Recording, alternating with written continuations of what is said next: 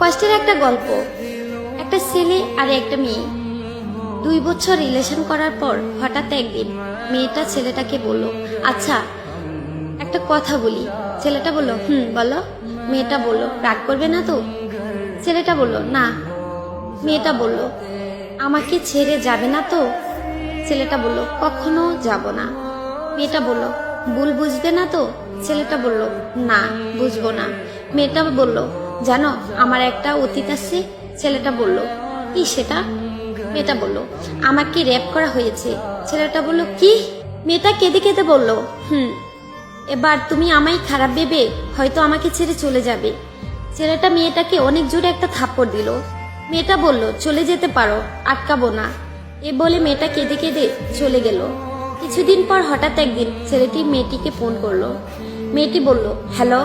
ছেলেটা বলল, একটু দেখা করবে? মেয়েটা বলল, কোথায়? ছেলেটা বলল, আমরা যেখানে দেখা করতাম।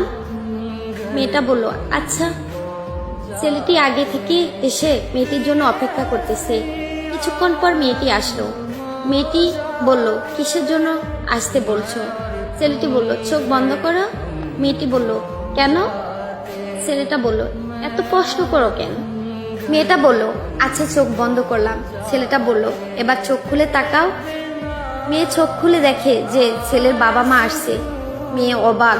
ছেলেটা তখন হাঁটু গেড়ে বসে মেয়েটাকে বলল, তুমি কি আমাকে বিয়ে করবে? মেয়েটা বলল, তখন ছেলেটি বলল, আমি তোমাকে ভালোবাসি, তোমার অতীতকে না। তারপর ছেলে ও মেয়ে বাবা মায়ের ইচ্ছাতে তাদের বিয়ে হয়।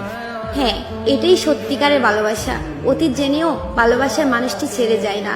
আসলে এই গল্পটা শুনে বুঝতে পারলেন, সব ছেলে এক হয় না এবং তার পরিবারও না।